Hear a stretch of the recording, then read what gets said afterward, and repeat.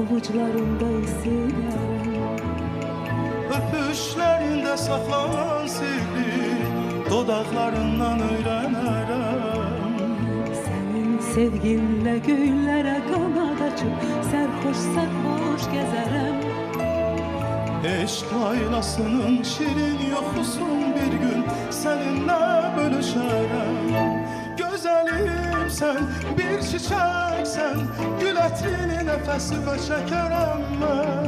Bir sevdasın, kurtulmaram, yollarında seher akşam gözlerem.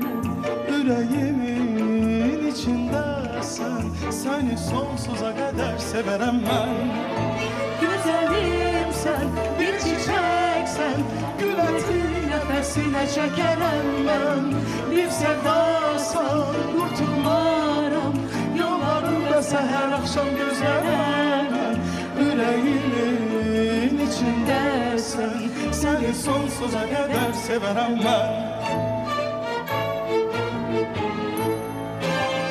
Soyuq yumşaq əllərini ovuçlarımda hissederəm.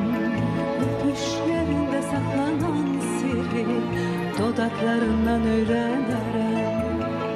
Sənin sevginlə göylərə qanad açıb sərxoş sərxoş gəzərəm. Eşk laylasının şirin yuhusun bir gün seninle görüşerim. Güzelim sen, bir çiçek sen, gül ətrini nəfəsinə çəkərəm mən.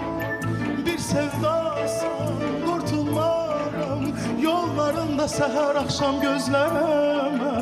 Ürəyimin içindəsən, səni sonsuza qədər sevərəm mən.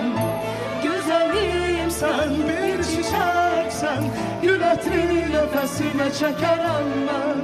Bir sevdasan qurtulmaram, yollarında səhər axşam gözlərəm mən. Ürəyimin içindəsən, səni sonsuza qədər sevərəm mən.